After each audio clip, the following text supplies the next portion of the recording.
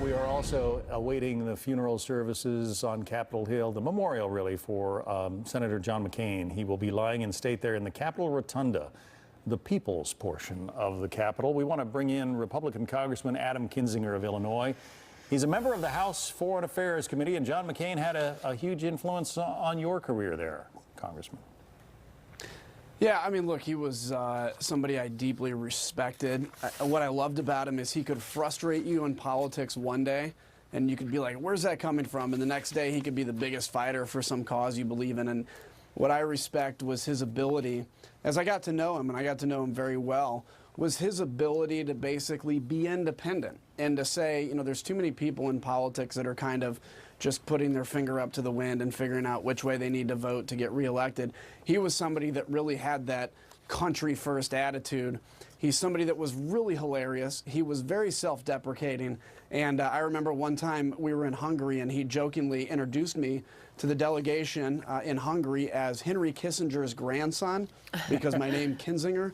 And he was obviously joking, but they took him quite seriously. They actually thought I was Henry Kissinger's grandson. And so I was treated very differently. But that's just indicative of how John McCain was with his sense of humor. But as you know, he lost a lot of favor among the Republican faithful when he gave that thumbs down vote to the repeal of Obamacare. How do you explain that, and would you go along with that? Yeah, well, there was somebody, he was very against Obamacare, and again, this is one of those things where you get frustrated when he votes a certain way. But I think looking back at the history of that, you know, people like Rand Paul, when you put out some of the prior iterations of the repeal, were opposed to it. They said it never went far enough, or didn't do enough, or didn't do this. And so what it came down to in the Senate was this thing called skinny repeal, which was really the Senate just hoping to kick it back to conference with the House. I wanted it to pass so we could go to conference, but that's when what John McCain voted against. I think he would have voted for the other iterations of repeal. But I was frustrated by that vote, but that's what I respected, was it was somebody that I think did what he believed in, and you could very much dislike his politics one day, but he's still your pal and he respects you the next day. You know, we've been asking so many from his colleagues, his friends, how they will be remembering John McCain. How do you think John McCain wants to be remembered? I just think, you know, as I've gotten to know him, I think he wants to be remembered as somebody that just tried to do the best he could, lived for something bigger than himself, somebody that was flawed and well admitted he was flawed. He talks about his mistakes in the past, but always tried to do right. And as I traveled with him around the world, I saw that this guy was probably more famous than the vast majority of pop music stars in the United States. And he wasn't famous because of necessarily any reason except people saw him as a man that cared. And look, he cared about the 500,000 dead folks in Syria. He cared about America's role in China, pushing back against Russia and everywhere else. And what I respect the most is I was part of the surge in Iraq, and this is the guy that was loudly claiming for a surge when everybody else was saying we need to get out of Iraq. And we won the war because of that. It was a subsequent pullout where we lost a lot of ground. We're watching the motorcade as it heads toward the Capitol, where Senator McCain will lie in state in the U.S. Capitol building. There's the McCain family entering the rotunda. Only the 30th American, only the 30th person to lie in state in the U.S. Capitol building, and that is a very high honor indeed. I imagine you'll be among those paying your respects, Congressman. It would be great. He's a great man. And we saw the motorcade arriving there on Capitol Hill. His casket will now enter the Capitol Rotunda.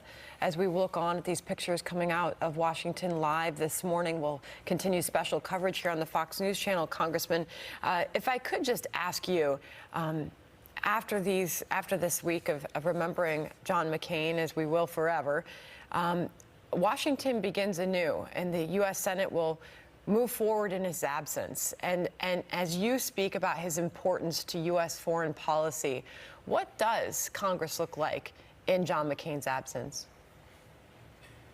Well, I think it's very dysfunctional. You know, we've gotten to a point where it's frustrating. We can debate. I mean, we need to be partisans. We're elected as, you know, people that have a political belief. I'm a Republican, a conservative one, and proud of it. But I think we can respect each other in that debate. And there's actually a lot more respect that happens behind the scenes than people see. But when it's the message we're sending to Americans out of D.C. too much is Thanksgiving dinner should be ruined because somebody doesn't agree with what you believe. And ultimately, political beliefs are important, but it shouldn't define the depth of who a person is, and we should see value in humanity. And I don't expect that in the next couple months that's going to revolutionarily change, but I hope voices like John McCain's and others come forward to say, let's have good fights, let's have serious battles, but let's respect each other as humans when it's all said and done. I just wanted to mention who we had just seen enter the room a short time ago, and that was John McCain's mother, Roberta McCain. She was expected to attend. A still spunky, as she's described, 106 years old, John McCain's mother, as we continue to watch members of Congress and family enter the Capitol Rotunda. What a sight to see Roberta McCain enter the room there. And Henry Kissinger is being wheeled into the Rotunda right now, the man who McCain referred to jokingly as your grandfather, Congressman.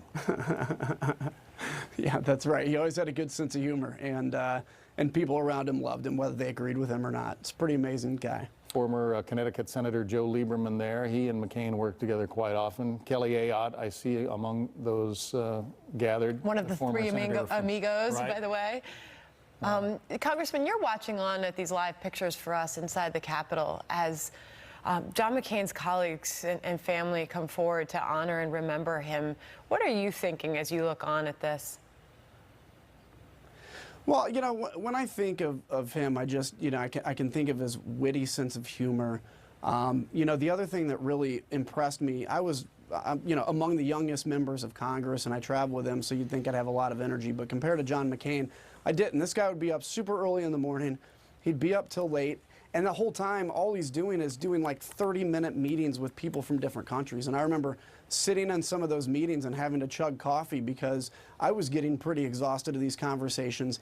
And he just lived with it. It set him on fire. He loved it. He was passionate about it. And you see that in his mother, who's 24 years older than him and still alive, those genes that just keep people driving. And it's really a special person, and all somebody like me can seek to do is to live up to his legacy as much as possible. But if I even reach a 10th of the focus that he did, or if I even do a 20th of what he did for his country, it'll be a life well lived.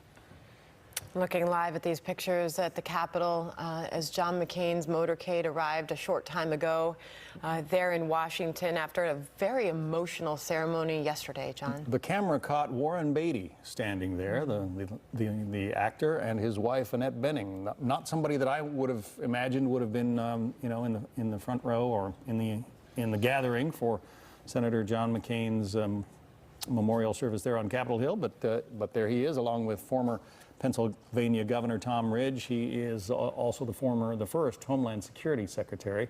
He's among those who have gathered. So it's an interesting mix, Congressman, of people here to salute the senator and give him a sort of a final send-off ahead of his funeral tomorrow. Yeah, that's right. It's interesting to see that, you know, to see the people that spoke yesterday come from all backgrounds. And again, you know, there are going to be people that look back and say, I didn't like John McCain's vote on this or what he said on that, or I did like this and I didn't like that.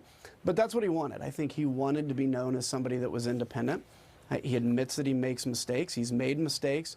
But it's the kind of person I think we should all look at, maybe not politically, if you don't agree with him politically, but as a person and say, you know, for this guy to have been on the USS Forrestal and watch many of his shipmates die, and then to go into Vietnam and get shot down and fall into a lake with 3 broken limbs and somehow be rescued from that, stay 5 years in Vietnam, and then be one of the very first people to go during the lessening of bad tensions between Vietnam and the United States. I think he was the first, or among the first senators to go to Vietnam. And he told me once, he goes, I'm more famous in Hanoi than I am in Arizona, and people love me there. And he didn't say that to brag. He said that to say, this is how people that are former enemies can get along. Yeah, among those senators who advocated normalization of relations with Vietnam, even though he spent 6 years, almost 6 years in a prison there. An account of his captivity carried in U.S. News and World Report in about 1973. Our Pentagon producer, Lucas Tomlinson, a fellow Annapolis graduate, pointed it out to me.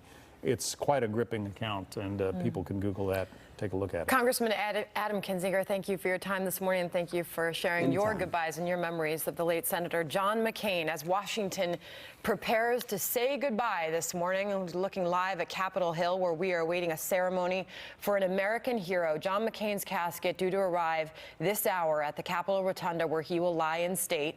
The long-serving Republican and former presidential nominee, just the 31st person to be honored in that way. Vice President Mike Pence and other political leaders will be delivering remarks this morning. We will carry this coverage live right here on the Fox News channel. Keep it here.